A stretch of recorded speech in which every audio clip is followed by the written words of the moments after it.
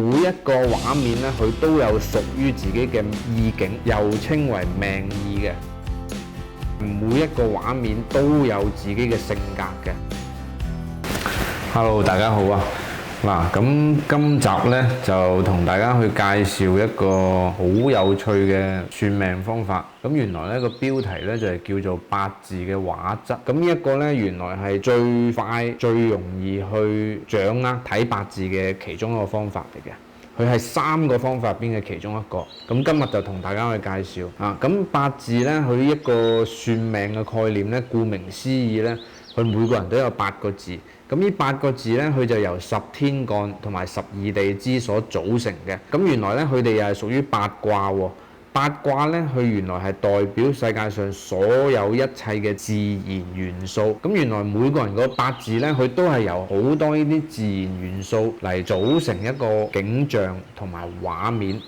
咁我哋亦都可以理解為每個人嘅命入邊咧，佢都係一幅畫，都係一張照片。咁所以每一個畫面咧，佢都有屬於自己嘅意境，又稱為命意嘅。呢個睇八字嘅技術咧，其實係可以將佢每個人嘅八字咧都拆解咗出嚟。當你知道咗呢個概念嘅時候咧，咁我哋咧就可以去順藤摸瓜啦。咁八字嘅自然元素咧，佢就分別有田園風光啦、草原大地啦、綠洲沙漠啦、高山平原、熱帶雨林、平原樓閣，甚至係銅鐵器皿。原來呢啲全部都係喺八字我哋要睇命嘅學術入邊嘅。咁包括咧白天出生同埋晚黑出生咧又唔同喎。例如大家有冇聽過一句説話叫做生不逢時或者係生不逢時呢？咁原來咧呢一個咧係形容10天干入邊屬火嘅日元。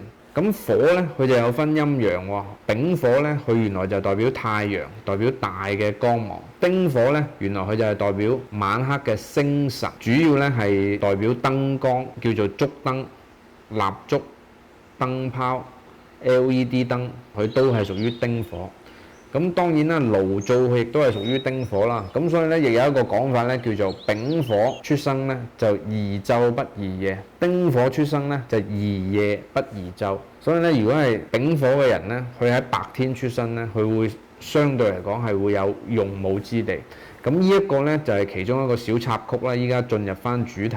咁喺呢一啲八字嘅風景入邊呢，畫面入邊、照片入邊呢，佢係每一個畫面都有自己嘅性格嘅。咁例如有啲風景呢係好壯麗啦、好宜人啦、好和諧嘅。有啲八字呢，甚至係有氣魄嘅。咁主要咧去睇命咧，就睇和諧啦，同埋佢係咪充滿生機啦，係咪有情為主。咁你將呢一套真正嘅八卦學術去套入去個命入邊咧，你就會覺得原來睇命咧係一種好科學嘅學問。因為易經咧早就已經用咗佢嘅專長，去將呢一啲10天干同埋12地支一一去分類好晒。咁我哋咧都可以從天干地支嘅演變入邊咧，去知道中國嘅古人點樣去利用易經嘅系統，將佢哋一一去分類。嗱，例如咧12生肖嘅戌土入邊，亦即係狗一個生肖入邊咧，佢就係代表熱土，佢又稱為熱泥喎。咁戌土咧，佢係大嘅陽性土，可以用嚟形容火山。我哋嘅手機咧就可以表示為未土喎嚇。咁呢一個咧係第2個小嘅熱土，又係屬於係陰土。咁所以咧丑未亦都係屬於稀土。譬如我哋喺電子產品入邊咧，可以見到好多散熱嘅物質。呢啲散熱嘅物質咧，其實就係喺稀土入邊嘅丑土嘅屬性。咁電池、叉電器咧，佢都係屬於未土呢一類嘅喎。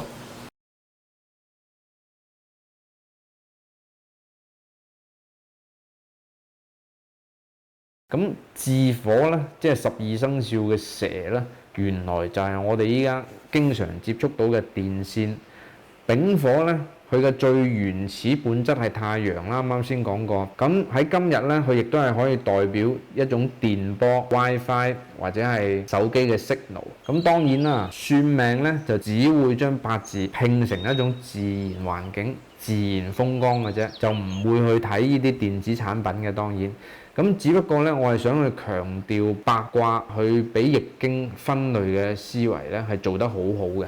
咁好啦，將每一個人嘅八字拆出嚟嘅時候呢，其實我哋就可以將成個人嘅命局、命理、命意了解得一清二楚。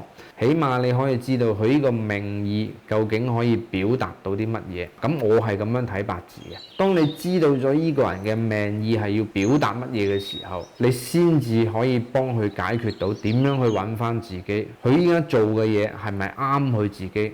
所以每個人嘅命運呢，佢其實都有自己嘅一個大體嘅方向。呢啲大體嘅方向呢係唔會錯嘅。咁每一個人呢，佢亦都只有去順應呢一個方向走，佢個前途、佢個前路先至能夠走得遠，佢個生命先至能夠經歷好多嘅故事。咁相反啦，當一個人失運嘅時候呢，佢就一定會南轅北轍、逆水行舟，走錯方向。咁好啦，呢一個呢，就係用八字套落去一個命意度，唔係我後天去發明嘅，係傳統呢，係一直都已經有嘅。咁今日呢，就同大家講到呢度，多謝大家。